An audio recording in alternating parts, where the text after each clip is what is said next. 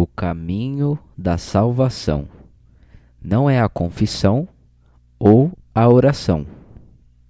Vimos nas noites anteriores que o caminho para uma pessoa ser salva não é por meio do cumprimento da lei, das boas obras ou do arrependimento. Aqui devo esclarecer um ponto. Estamos somente discutindo o modo da salvação e não a condição para a salvação. Isso é devido ao fato de que simplesmente não se requer nada do homem para ele ser salvo. Deus preencheu todos os requisitos. A pergunta diante de nós agora é: qual é o caminho para sermos salvos? Não estamos tratando da questão da condição, pois isso implica que a pessoa tem de labutar por sua salvação. O caminho da salvação não é a confissão.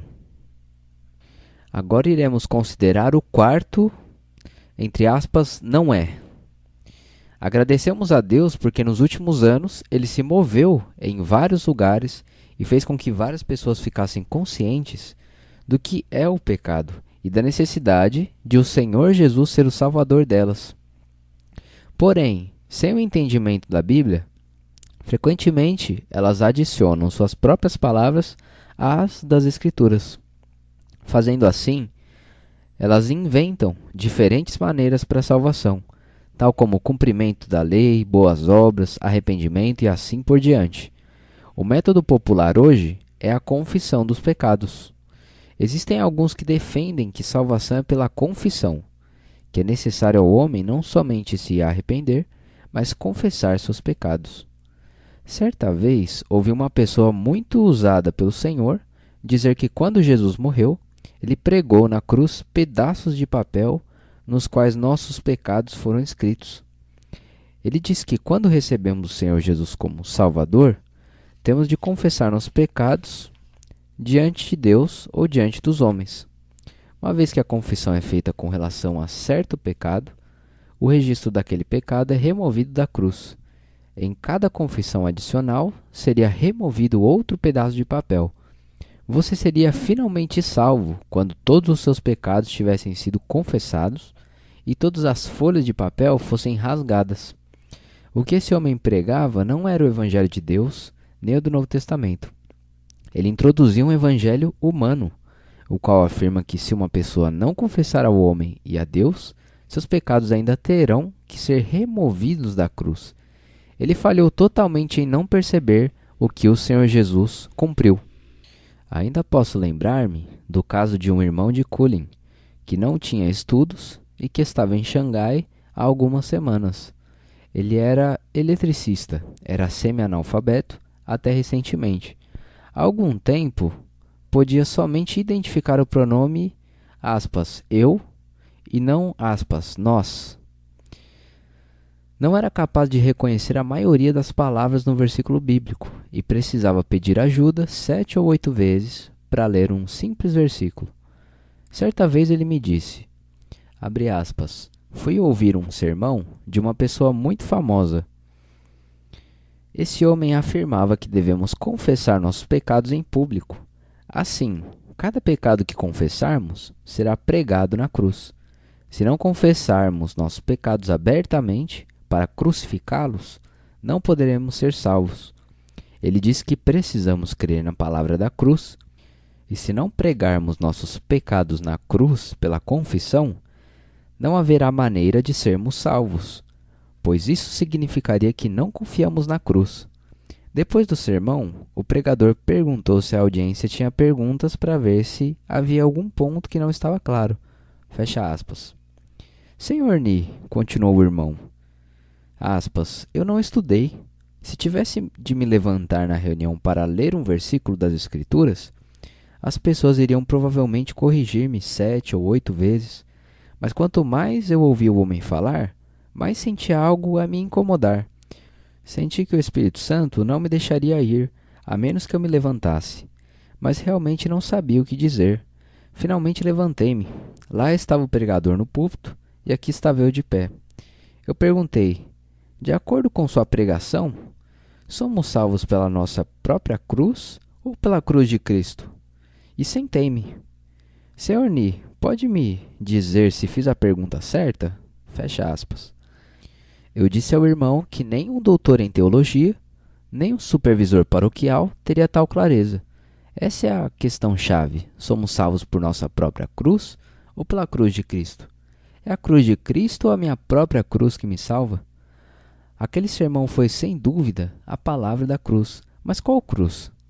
Quando Paulo disse, aspas, pois decidi nada saber entre vós a não ser Jesus Cristo e este crucificado, como está em 1 Coríntios capítulo 2, verso 2, ele não faz alusão a Cristo e à cruz, mas a Cristo e a sua cruz. Caros amigos, não somos salvos por nossas próprias obras, mas pela cruz de Cristo. Todavia o homem equipara confissão de pecados com obras e tenta ser salvo por meio de tal confissão. Essa é a razão pela qual devemos considerar agora o que a Bíblia nos diz sobre confissão.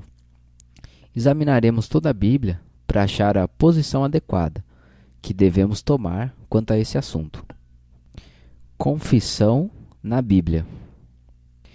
Permitam-me, primeiramente, dizer algumas palavras a fim de que não pensem que não creio em confissão ou restituição.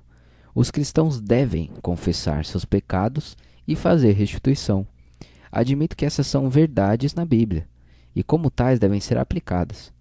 Mas tenho de acrescentar que a Bíblia nunca considera a confissão como um caminho para a salvação.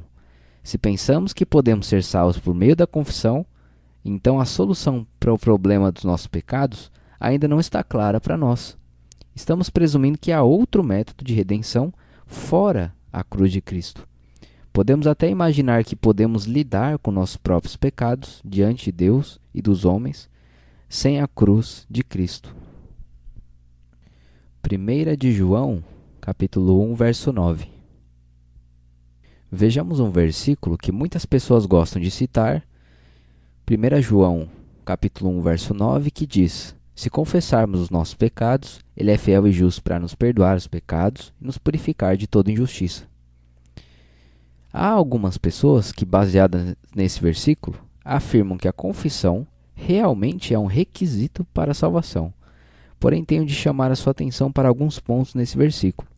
Primeiro, o que é mencionado aqui definitivamente não é uma confissão pública. 1 de João 1,9 trata de nossos problemas diante de Deus, quando diz, se confessarmos os nossos pecados. Isso é diferente da prática comum de confissão pública diante dos homens. Em 1 João 1,9, nada é dito sobre confissão pública. Segundo, o pronome nós, nesse versículo, não é o mesmo pronome usado nos livros de Romanos e Gálatas. Em 1 João, capítulo 1, verso 9, esse pronome nada tem a ver com os judeus. A primeira epístola de João também é diferente do Evangelho de João. O Evangelho de João mostra-nos como um incrédulo pode obter vida, enquanto sua epístola conta-nos como alguém que tem vida demonstra diante do homem que de fato possui essa vida. Seu Evangelho revela a maneira de receber a vida, enquanto sua epístola revela como alguém que possui tal vida demonstra o que possui. Então, devidamente explicado, o nós, no versículo 9 de 1 João 1, não se refere aos pecadores, mas aos crentes. O Evangelho de João descreve como um pecador é justificado por Deus, mas 1 João mostra como um cristão pode restaurar sua comunhão com Deus. A palavra na epístola não discute como o mundo pode crer em Jesus para obter a vida eterna. Ela indica como pode uma pessoa que tem a vida eterna e é um filho de Deus ter seus pecados perdoados e ser purificado de sua injustiça quando fracassa. Portanto, esse versículo faz referência somente aos crentes, aos que foram salvos e justificados, que possuem a vida eterna. Lembre-se de que alguém salvo é perdoado pelo fato de confessar seus pecados, enquanto uma pessoa não salva é perdoada dos seus pecados pela fé. Pecadores são perdoados por crerem no Senhor e os cristãos são perdoados por confessarem seus pecados diante do Pai. 1 de João, capítulo 1, verso 9, não trata dos pecados de um pecador, mas dos de um crente. não dos pecados cometidos antes da salvação de uma pessoa, mas dos pecados cometidos depois de a pessoa ter sido salva. Consequentemente, esse versículo nada tem a ver com o nosso assunto do momento. Agora, eu não seria tão rigoroso em dizer que esse versículo pode somente ser aplicado aos cristãos. Pelo contrário, admitiria que alguém pode tomá-lo emprestado das Escrituras e utilizá-lo para fazer com que as pessoas sejam salvas. Recentemente, uma irmã contou-me que certa senhora foi salva ao ler a frase: "A semente é a palavra de Deus."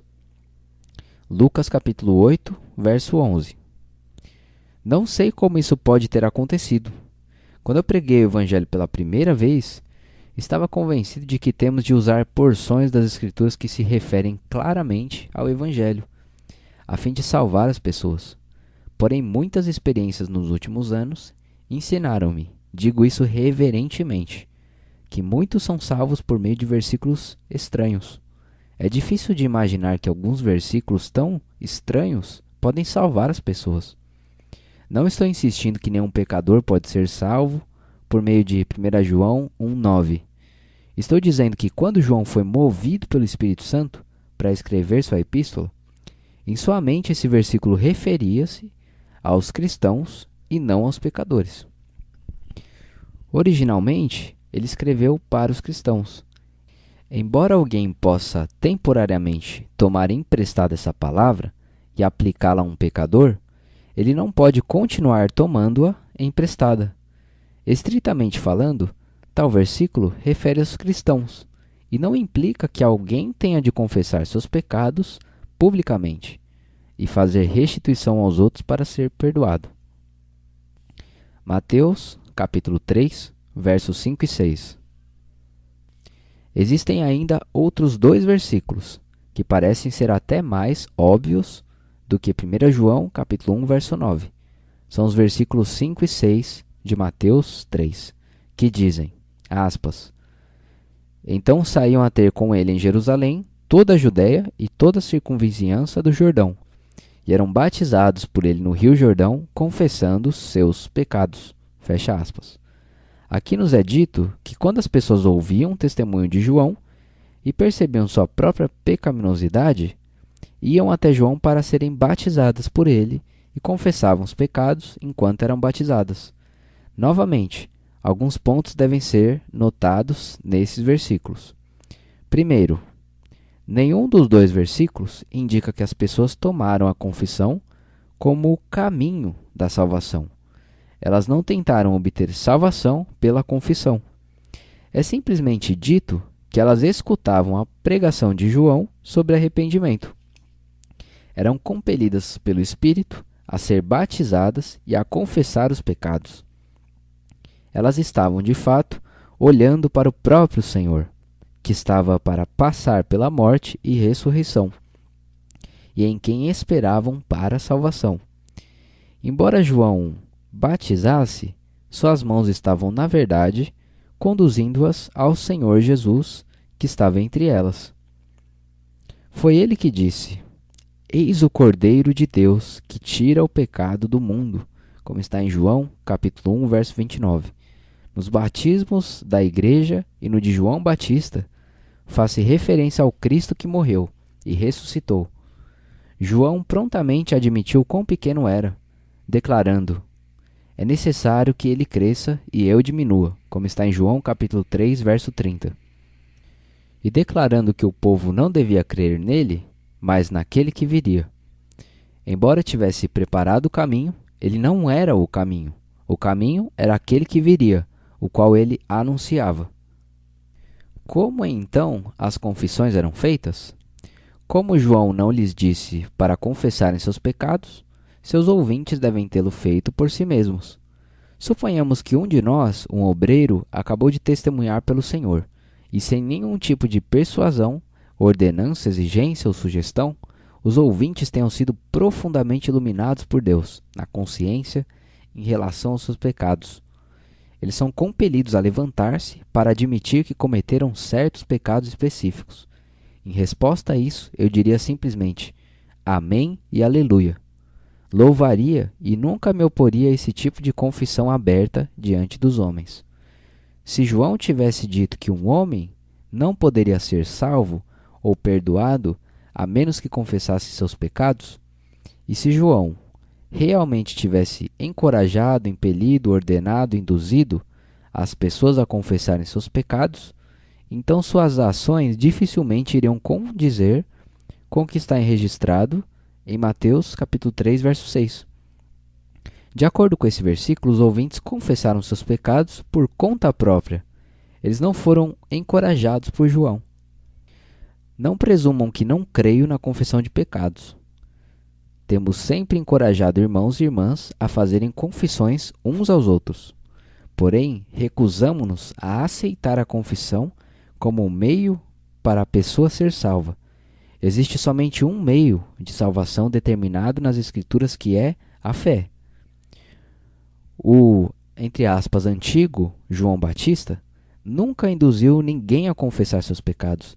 Nem deveria algum, entre aspas, moderno João Batista constranger qualquer homem a fazer o mesmo. É claro que, se a pessoa perceber os seus pecados, levantar-se para fazer uma confissão, devemos deixá-la fazer. Você deve ter ouvido sobre o grande reavivamento do país de Gales. Tive a oportunidade de estudar em detalhes registros sobre aquele reavivamento. Muitos fizeram estudos sobre ele. Esse foi o maior de todos os reavivamentos e começou entre os anos de 1904 e 1905. Um correspondente de um famoso jornal britânico foi ao país de Gales em 1909, a fim de conduzir uma investigação sobre o acontecimento. O país de Gales não era um lugar pequeno. Os pastores de uma das cidades disseram ao repórter que o número de almas salvas havia diminuído para quase nenhuma nos 2 anos anteriores. Quando o correspondente perguntou se o reavivamento estava em declínio, eles responderam: sim, não existe mais ninguém aqui querendo ser salvo, porque todos já foram salvos. Sabendo que o reavivamento começou com Evan Roberts, ele então perguntou sobre seu paradeiro. Eles responderam: não temos ideia. Quando perguntou-lhes sobre a hora das reuniões, responderam: não sabemos. Do mesmo modo, quando inquiriu sobre o local de reuniões, repetiram: não sabemos. Eles não sabiam quem era o líder da reunião de reavivamento, nem a hora e o lugar das reuniões. O repórter então perguntou o que ele deveria fazer, ao que responderam: nós nos reunimos em qualquer lado, a qualquer hora, até mesmo à meia-noite ou de manhã cedo. Não sabemos onde Evan Roberts está, mas ele pode aparecer a qualquer hora. Há reuniões de reavivamento em quase todos os lares. Você encontra pessoas orando em diversos lares e em horários diferentes durante a noite. Mas é difícil achar Evan Roberts. Ninguém sabe onde ele estará. O repórter comentou que nunca havia testemunhado um reavivamento como esse em toda a sua vida. Ele estava determinado a achar Evan Roberts. Seus esforços nas semanas seguintes, porém, não produziram resultado algum. Um dia, quando alguém contou-lhe que Evan Roberts estava em uma pequena capela, ele imediatamente foi ao lugar. Ele comentou que a reunião que presenciou foi a mais caótica. Uma mãe estava amamentando seu bebê, alguns estavam correndo para dentro e fora da reunião como se fossem vendedores de alguma coisa. Uma mãe estava consolando uma criança que chorava, enquanto outra, usando uma cadeira como berço, balançava o filho para dormir. O lugar estava uma confusão. E ainda assim parecia haver um elemento inexplicável e único no ambiente. Onde está Evan Roberts? Perguntou o repórter. O quarto homem da terceira fileira, alguém respondeu. A senhorita Pen Lewis também está aqui. Lá está ela, naquela fileira. Estavam todos em silêncio nos seus assentos. De vez em quando alguém se levantava para pedir um hino, ou outro se levantava para ler alguns versículos das Escrituras. Quando 1 ou 2 horas se passaram, sem uma única palavra das pessoas, ninguém pediu licença para sair. Em certos momentos, alguns se levantaram para confessar seus pecados, sem serem admoestados para fazer assim. Amigos, tal obra é a obra de Deus. É diferente dos sermões de púlpito, onde se contam histórias de pessoas em seu leito de morte com a intenção de convencer o público de que eles têm de confessar os pecados ou não serão salvos. Não estou proibindo a confissão. Existem momentos em que uma pessoa deve confessar seus pecados. Em certas ocasiões, alguém deve até declarar a uma multidão que tipo de pessoa ele foi e como Deus trabalhou nele. Porém, nada disso deve ser o resultado do estímulo do pregador no púlpito. Algumas vezes, há mais do que estímulo. É como se alguns estivessem ordenando. O que está em Mateus, capítulo 3, verso 6, é realmente uma confissão pública, mas é o resultado espontâneo da obra do Espírito Santo e não o resultado de uma ordem de João. Não estou me opondo à confissão aberta, estou meramente opondo-me a esse tipo de confissão, e muito menos estou me opondo à obra do Espírito Santo. Gostaria que existisse mais de tal obra. Se uma pessoa é conduzida pelo Espírito a confessar seus pecados, todos temos de dizer: ó Deus, agradecemos-te, louvamos-te, porque tens trabalhado no nosso meio. Mas temos de nos opor a qualquer ensinamento que diga que a confissão precisa ser feita de certa maneira e até certo nível antes de certos resultados serem conseguidos. Não podemos trocar confissão por salvação. Não temos de tomar confissão de pecados como nossa maneira de salvação. Temos de notar que na frase, entre aspas, e eram batizados por ele no Rio Jordão, confessando seus pecados. O principal predicado segundo a língua original não é confessando, mas eram batizados. Portanto, as pessoas estavam sendo batizadas por João no Rio Jordão. E enquanto estavam sendo batizadas, também confessavam seus pecados. Podemos dizer que, entre aspas, ele falou andando, significa que alguém estava falando e andando ao mesmo tempo. Enquanto ambos, entre aspas, falar e andar são verbos, falou é o principal predicado e andando o verbo subordinado. Portanto, alguém falava, mas fazia isso enquanto falava. Do mesmo modo, em Mateus 3, as pessoas foram batizadas no Rio Jordão enquanto confessavam, significando que, ao serem batizadas, elas estavam simultaneamente confessando os pecados. Esse é o sentido original em grego. Então, vemos que a confissão nessa passagem não é um método, mas uma ação que ocorreu. Enquanto as pessoas estavam sendo batizadas, estavam admitindo que estavam erradas nisso e naquilo. O que vemos aqui é o Espírito Santo trabalhando no meio delas, mais do que uma obra reguladora. Elas estavam sendo batizadas e confessando, como o exemplo de alguém falando e andando ao mesmo tempo. De qualquer maneira, a confissão pública não é tratada como uma maneira de salvação nesse versículo. Atos capítulo 19, versos 18 e 19. Existem somente 3 trechos no Novo Testamento que registram esse assunto de confissão de pecados. Chegamos agora ao terceiro trecho, que é Atos capítulo 19, versos 18 e 19, que diz, abre aspas, e muitos dos que creram vinham, confessando e declarando as suas práticas, e grande número dos que haviam praticado magia, reunindo seus livros, os queimaram diante de todos, e calcularam o preço deles, e concluíram que era de 50.000 peças de prata. Fecha aspas. Embora aqui exista somente a palavra confessando, sem a menção de pecados, é a eles que se refere. Em 1 João 1, diz, confessarmos os nossos pecados. Em Mateus 3 diz, confessando os seus pecados. E aqui diz, confessando e declarando as suas práticas. Primeiro, a confissão e a divulgação das suas práticas não foram consideradas como uma maneira de salvação. Segundo, os que confessaram e narraram as práticas não eram pecadores, mas crentes, pessoas que eram de Cristo. Isso pode ser comparado a alguns irmãos e irmãs levantarem-se nas reuniões para dar um testemunho confessando o que fizeram no passado. Isso pode também ser comparado a alguns que testemunham no seu batismo as coisas que fizeram no passado. Nós também não somos salvos por meio desse tipo de confissão. Alguns creram e tornaram-se do Senhor.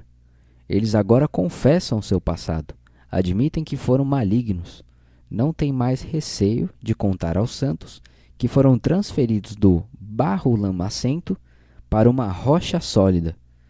Quando os efésios queimaram seus livros de magia, eles estavam fazendo uma demonstração pública de que, embora tivessem praticado essas coisas, agora pertenciam ao Senhor. Terceiro, aspas, e muitos dos que creram vinham. Fecha aspas. Nem todos vieram. Nem todas as pessoas salvas precisam confessar nas reuniões. Quando isso ocorre é porque o Espírito Santo se move fortemente para impelir as pessoas a se levantarem para expor suas práticas, a fim de glorificar a Deus, mostrando a extensão da salvação de Deus nelas. Amigo, você pode descobrir por intermédio dessas 3 porções da palavra que o caminho da salvação é mediante a fé e não pela confissão pública. Essas são as 3 porções do Novo Testamento, onde a confissão de pecados é tratada especificamente. Existe outro lugar, em Tiago capítulo 5, verso 16, onde confessar os pecados uns aos outros é mencionada. Tiago diz que, quando um irmão ou irmã está doente, os presbíteros da igreja devem ser chamados para orar sobre a pessoa doente e ungí-la. E se alguns pecados estão envolvidos, deve haver confissão mútua e perdão. Essa é uma questão diferente do nosso assunto hoje. Vimos todas as passagens no Novo Testamento acerca da confissão dos pecados. Você vê a maneira de ser salvo? É mediante a fé e não pela confissão de pecados. Sobre a prática da confissão. Deixem-me falar um pouco a respeito da prática da confissão de pecados. Todos nós sabemos a quem ofendemos e defraudamos antes de ser salvos. Depois que fomos salvos, sentimos tristeza no coração e desejamos confessar aquelas pessoas. Isso é algo que devemos fazer. Deus ordena, até mesmo nos compele a fazê-lo. Isso é ensinado nas Escrituras. Tendo visto a justiça de Deus e a glória em sua presença, agora percebemos que é injusto dever algo aos outros. Que faremos então?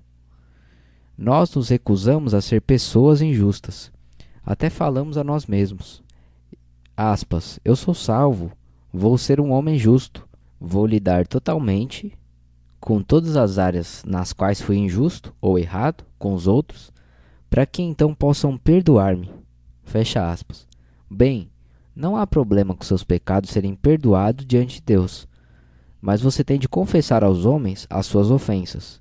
Contudo, a confissão e restituição não são de modo nenhum o caminho para a salvação. Você não precisa fazer confissão e indenização para ser salvo. Como uma pessoa salva e alguém que é justo, você está meramente pedindo perdão às pessoas que enganou. O ladrão na cruz deve ter roubado muitos e pecado contra muitos. Porém, não teve oportunidade de confessar nem de restituir a ninguém, porque mal podia mover-se na cruz. Ele não podia devolver nenhum item que roubara dos outros. Porém, sem nenhuma confissão ou restituição, ele ainda pôde ser salvo. O Senhor Jesus disse-lhe: hoje estarás comigo no paraíso, como está em Lucas, capítulo 23, verso 43. Podemos considerar esse ladrão como a primeira pessoa a ser salva no Novo Testamento. Ele foi o primeiro a ser salvo depois da morte do Senhor. Portanto, o problema não é de confissão. O ladrão na cruz, embora privado da oportunidade de fazer restituições, foi contudo salvo. Se ele vivesse, deveria fazer restituições por causa da justiça. A questão da sua salvação foi resolvida na cruz num instante. Confissão é algo que segue a salvação. Ele já foi salvo na cruz. Sua salvação não foi de forma nenhuma devida a nenhum tipo de confissão ou restituição. Se ele confessasse seus pecados mais tarde, isso não o teria salvo ainda mais.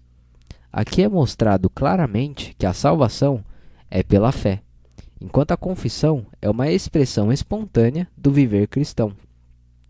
Já que agora conhecemos nosso Deus justo, desejamos clarificar o problema dos nossos pecados diante do homem. Nossa salvação é totalmente uma questão entre nós e o Senhor Jesus. Ela é resolvida somente por meio dele. Há 3 fatos aqui que devemos saber claramente. Primeiro, confessar nossos pecados diante de Deus, julgando-nos, arrependendo-nos e admitindo que somos pecadores. Tudo isso é feito diante de Deus. Isso nos leva a ter fé e a receber o Senhor Jesus como nosso Salvador. Segundo, depois que fomos salvos, tornamo-nos conscientes de nossas ofensas contra outros e desejamos clarificá-las. Desejamos fazer restituições e confessar aqueles que defraudamos, e então poderemos viver uma vida justa na terra. Terceiro, depois que fomos salvos, quando o Espírito Santo trabalha em nós, queremos contar aos outros que tipo de pecadores éramos e quantos pecados cometemos. Podemos fazer isso durante nosso batismo e podemos fazê-lo depois do batismo. Não sei se isso está claro ou não para você. Nunca valorize demais a confissão de pecados. Temos de colocá-la no lugar estabelecido pela Bíblia. Já que a Bíblia nunca a considera como um caminho para a salvação, também não devemos considerar. Graças a Deus foi o Senhor Jesus que me salvou. Não me salvei. Graças a Deus foi a cruz de Cristo que me salvou. Não sou salvo por minha própria cruz. A cruz de Cristo fez a obra da salvação. O caminho da salvação não é a oração. Chegamos agora ao quinto não é. Existem muitas pessoas que irão adicionar outra condição para a salvação. Não é guardar a lei ou o bom comportamento, nem é arrependimento ou confissão. Elas dizem que uma pessoa tem de orar para ser salva. Elas baseiam sua afirmação em Romanos 10. Abre aspas, todo aquele que invocar o nome do Senhor será salvo. Fecha aspas, verso 13. Como resultado, alguns acreditam que têm de implorar diante de Deus antes que possam ser salvos. Em várias ocasiões encontrei algumas pessoas que queriam ser salvas. Elas disseram: diariamente eu peço a Deus para salvar-me e ainda não sei quando fará isso. Tenho orado por 3 meses sem nenhuma sensação interior. Não sei se Deus achará conveniente salvar-me. Também encontrei outras pessoas que disseram: estou esperando que o Espírito Santo venha e me leve a ajoelhar-me para pedir a Jesus que me salve. Eu ainda não sou salvo. Devo esperar que o Espírito me inspire a orar antes que possa ser salvo. Fecha aspas. Por essa razão, precisamos ver se um homem precisa orar antes que possa ser salvo. Primeiro, tal pessoa busca ser salva por meio de oração e súplica, por ser totalmente ignorante quanto ao amor e à graça de Deus. Ela pensa que Deus odeia o homem e, portanto, tem de orar para Deus mudar de ideia antes que possa salvá-la. Ela se entrega à oração sem saber o quanto tem de orar para que Deus a ouça. Você se lembra como Elias desafiou os profetas de Baal no Monte Carmelo? Ele os desafiou a pedir ao seu Deus para mandar fogo.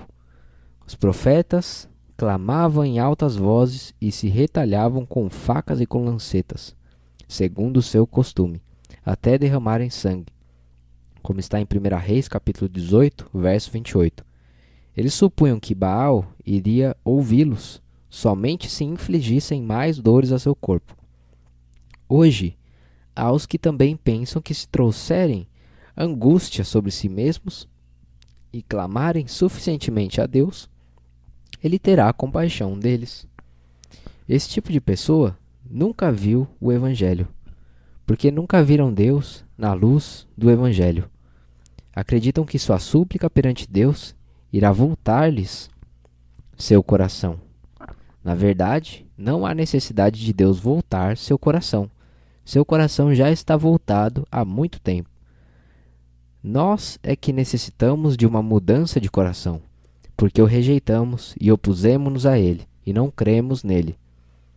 Em 2 Coríntios, capítulo 5, verso 19, disse, a saber, que Deus estava em Cristo, reconciliando consigo o mundo. Deus não ofendeu o homem. Foi o homem que ofendeu a Deus. Nunca houve necessidade de Deus ser reconciliado com o homem. Pelo contrário, o homem tem de ser reconciliado com Deus, porque é o homem que tem culpa. O problema não está do lado de Deus, mas do homem. Todos que desejam entender o Evangelho devem saber que Deus é amor e que Ele ama o mundo. Ele não tem problema conosco e nenhum de nós tem de suplicar diante dele. Além disso, o homem pensa que tem de orar e suplicar para ser salvo, simplesmente porque não percebe que o Senhor Jesus veio, Ele morreu e ressuscitou. Todos os problemas de pecado estão resolvidos e todos os obstáculos à salvação estão removidos. Não somente o Senhor Jesus veio, mas o Espírito Santo também veio. Ele veio para manifestar no homem o que Deus e o Senhor Jesus realizaram. Muitos pecadores oram pela própria salvação como se estivessem pedindo ao Senhor Jesus para morrer por eles novamente. Eles não percebem que Ele completou a obra de redenção. Como Ele terminou sua obra, não há razão para suplicar diante dele. Hoje é o tempo de ações de graça e louvores. Não é tempo de fazer súplicas e petições. Suponha que seus pais tenham trazido algo que você pediu. Você pode, talvez com sinceridade, curvar-se para agradecer-lhes. Certamente não iria ajoelhar-se e suplicar, dizendo: por favor, dê-me isto porque eu preciso. É simplesmente incoerente e sem sentido que continue a suplicar depois de seus pais já lhe terem dado algo. Hoje, Deus não está falando sobre a gravidade dos nossos pecados. Se estivesse, então, haveria razão para suplicarmos. Pelo contrário, Deus está agora dizendo que Ele lhe deu seu Filho gratuitamente. Seria bem estranho se alguém lhe desse algo e você ainda lhe suplicasse em vez de agradecer. Se conhecesse o coração de Deus e se conhecesse claramente a obra do Senhor Jesus, nunca tentaria ser salvo pela oração. Não há lugar para oração nessa questão. É melhor ajoelhar-se para agradecer a Deus. Certa vez, depois de compartilhar o Evangelho com um homem, perguntei se ele cria. Ele disse que sim. Quando eu disse, vamos ajoelhar-nos, ele perguntou se iríamos orar. Disse-lhe que não. Ele perguntou, qual o propósito então? Respondi, simplesmente para informar o Senhor Jesus. Não há necessidade de pedir ao Senhor Jesus para morrer novamente ou pedir a Deus para amar, ser gracioso ou perdoar-nos. O Senhor já levou nossos pecados na cruz. Agora, nossa única necessidade é notificá-lo, dizendo: eu criei no Filho de Deus e recebi a cruz de Cristo. Ó Deus, eu te agradeço. Não é fácil? Sim, receber a salvação é algo fácil. Claro que para Deus não foi fácil completar a salvação. Deus levou 4.000 anos para completá-la. Depois de o homem cair, Deus levou 4.000 anos para fazer com que o homem percebesse seus pecados. Ele então fez com que seu filho nascesse de uma mulher e fosse pendurado na cruz para ser julgado pelo pecado. No final, ele mandou também o Espírito Santo. Foi somente depois que Deus trabalhou muito e fez bastante esforço que recebemos a salvação de maneira tão fácil. Ele pagou o maior preço para realizar tudo. Agora, se você creu e recebeu, tudo o que precisa fazer é dizer obrigado. Esse é o caminho da salvação. Não há lugar para oração aqui. Por que então Romanos 10 menciona o assunto da oração? Em Romanos 10, versos 5 a 7, lê-se: ora, Moisés descreve a justiça que procede da lei. O homem que fizer estas coisas viverá por elas. Mas a justiça que procede da fé diz assim: não perguntes em teu coração, quem subirá ao céu? Isto é, para fazer Cristo descer, ou quem descerá ao abismo? Isto é, para fazer Cristo subir dentre os mortos. Fecha aspas. Dois tipos de justiça são mencionados aqui. Uma é a justiça decorrente da lei e a outra é a justiça decorrente da fé. A justiça decorrente da lei resulta das obras de uma pessoa diante de Deus, e a justiça decorrente da fé é cumprida em nós pelo nosso crer no Senhor Jesus Cristo. A primeira tem relação conosco e a última tem relação com Cristo. É absolutamente impossível para um homem obter a justiça decorrente da lei, porque ela requer que ele não tenha pecado nos pensamentos, intenções, palavras e comportamento a cada ano, hora, minuto e segundo de sua vida, desde a hora em que nasceu. Se ele quebra algum item da lei, ele transgride todos. Para nós, isso é simplesmente uma proposta sem esperança. Uma vez que não possamos agora ter a justiça decorrente da lei, precisamos ter a justiça decorrente da fé. Essa justiça, como mencionamos, é a justiça pela qual Cristo foi julgado. Uma vez que Cristo sofreu a punição, temos a justiça mediante a fé. Essa justiça não tem nada a ver conosco. As Escrituras dizem: não perguntes em teu coração, quem subirá ao céu? Isto é, para fazer Cristo descer. Ou, quem descerá ao abismo? Isto é, para fazer Cristo subir dentre os mortos. Fecha aspas. Não há necessidade de fazermos isso. Não há necessidade de ascender aos céus. Isso significa que não há necessidade de pedir que Cristo venha à terra e morra por nós. Não há também necessidade de descer ao abismo. Isso implica que a ressurreição de Cristo é a base para a nossa justificação. Deus já fez com que o Senhor Jesus morresse e ressuscitasse. E sua ressurreição tornou-se a base de nossa justificação. Tudo o que nos resta fazer é crer.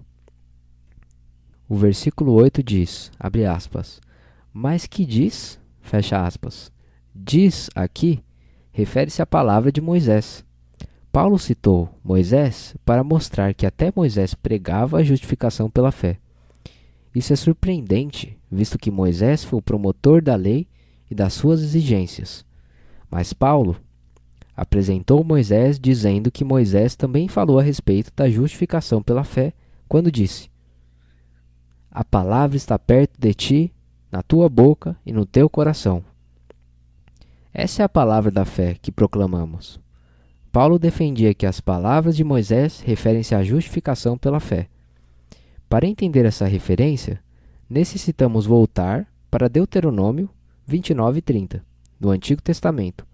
Lá, Moisés passou toda a lei e os mandamentos aos israelitas, dizendo a eles que se falhassem em obedecer àqueles mandamentos e em guardar a lei, Deus iria puni-los, dispersando-os entre as nações.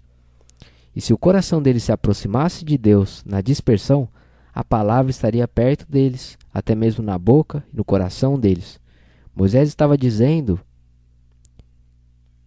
que o julgamento de Deus estaria presente sempre que o homem quebrasse a lei e a transgredisse. O que o homem deve fazer então? Ele precisa receber uma justiça separada da lei. Aqui está, na sua boca e no seu coração. Tal graça separada da lei é um presente para nós. Quando Deuteronômio foi citado em Romanos 10, uma palavra de explicação foi adicionada. A palavra está perto de ti, na tua boca e no teu coração, que é a palavra da fé que proclamamos. Não há nenhum pensamento de obra aqui. A justiça proveniente da lei foi completamente transgredida. Quando o povo foi disperso entre as nações da terra, como predito em Deuteronômio 30, eles não poderiam mais reivindicar ter realizado obras. A questão de obras havia terminado. A única palavra que eles tinham então era a palavra que estava na boca e no coração deles. Outrora era uma questão de obras, e o resultado foi a dispersão. Agora não há mais obras, portanto, é fé. Paulo continuou a definir o significado de com a tua boca e em teu coração, no versículo 9, dizendo: se com a tua boca confessares Jesus como Senhor, e em teu coração creres que Deus o ressuscitou dentre os mortos, serás salvo. Caro amigo, onde está a sua boca?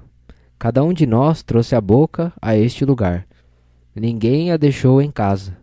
Onde está nosso corpo, também está nossa boca. No momento em que cremos no Senhor Jesus, espontaneamente o confessamos com nossa boca. As primeiras palavras da boca de Paulo, quando o Senhor confrontou na estrada, foram: Quem és tu, Senhor? Ele não havia crido no Senhor antes, mas naquela conjuntura ele creu.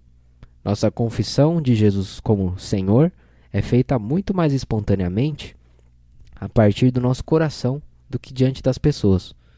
Surpreende-me pensar que um povo inculto que nunca for exposto ao Evangelho antes, ao ouvir as boas novas, possa dizer: Ó Senhor.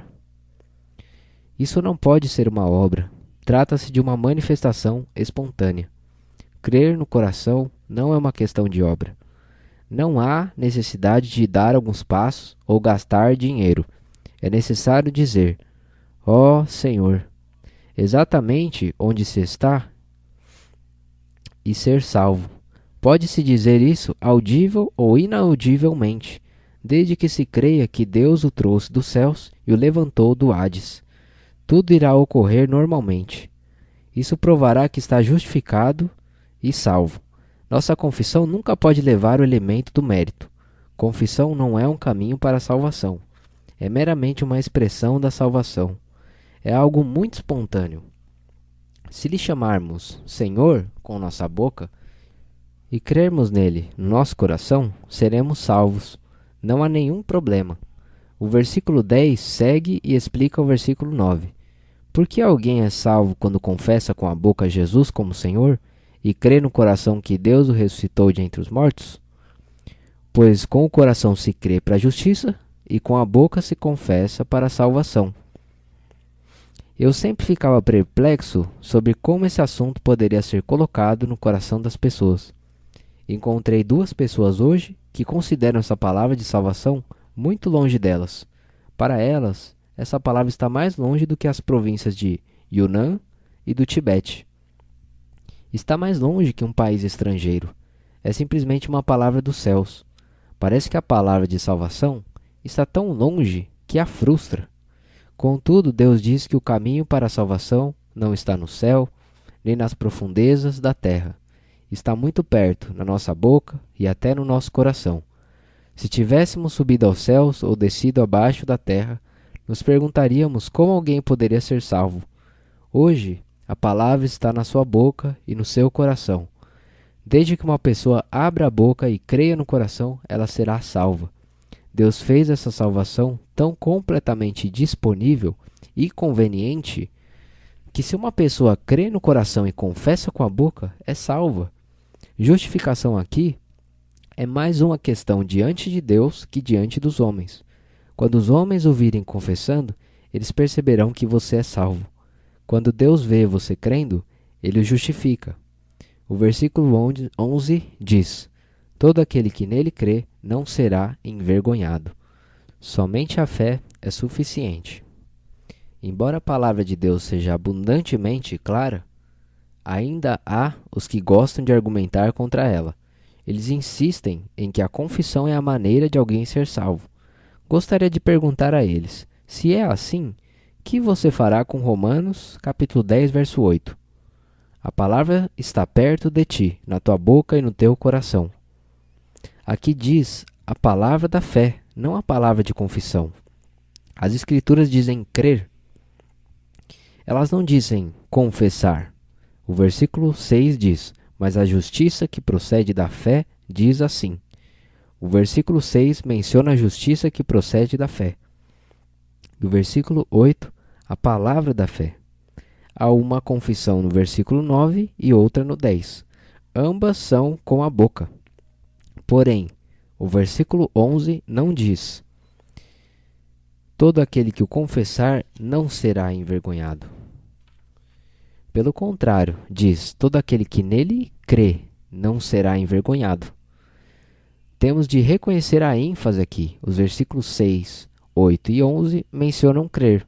E os versículos 9 e 10 mencionam confessar. O versículo 9 primeiro diz confessar e então crer. Enquanto no versículo 10 está primeiro crer e então confessar. Nessa passagem, crer é usado 5 vezes e confessar 2. No final, a ordem confessar e crer é invertida. Tudo isso significa que a salvação deve ser decorrente da fé e não da confissão. Confissão resulta da fé. O que uma pessoa crê no coração fala espontaneamente com a boca. Uma pessoa diz espontaneamente papai quando vê seu pai. Onde há fé, a confissão vem imediatamente a seguir.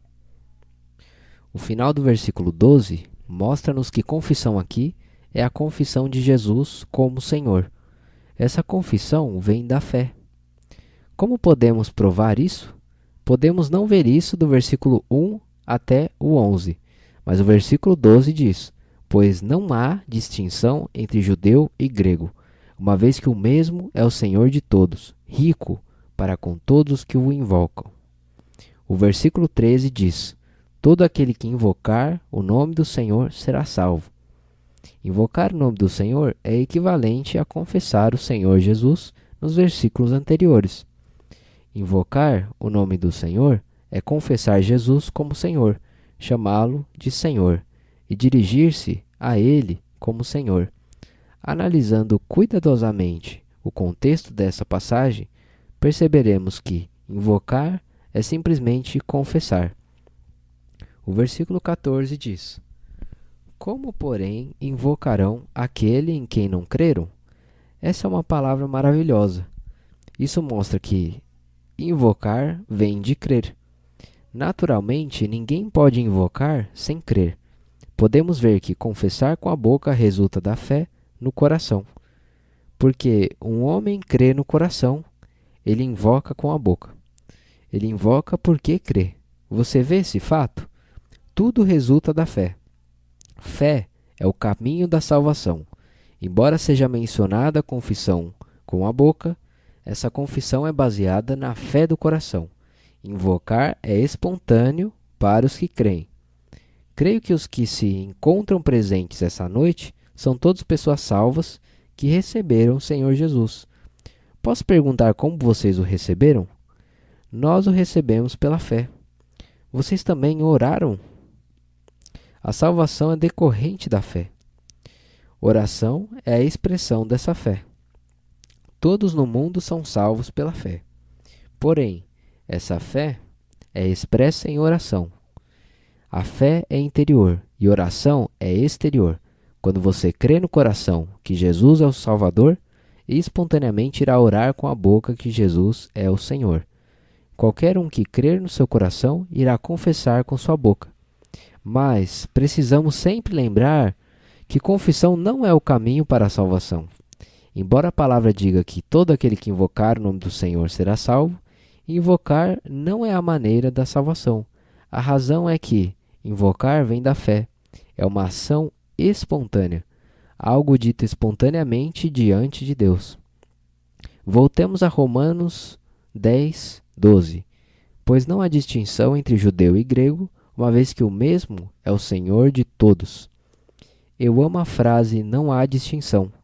Romanos 3, 22 e 23 diz: justiça de Deus mediante a fé de Jesus Cristo para todos que creem, porque não há distinção, pois todos pecaram. Aqui diz: pois não há distinção entre judeu e grego, uma vez que o mesmo é o Senhor de todos. Cada um tem de invocar o Senhor, confessar com a boca e crer no coração antes de ser salvo. Que o Senhor seja misericordioso para conosco e nos mostre que o único caminho para a salvação, de acordo com a Bíblia, é a fé e nada mais. A salvação não é pela fé mais o cumprimento da lei, boas obras, arrependimento, confissão ou oração. Essa é a verdade bíblica. Temos de nos posicionar sobre a Bíblia. A Bíblia revela-nos claramente que o caminho para a salvação é somente pela fé.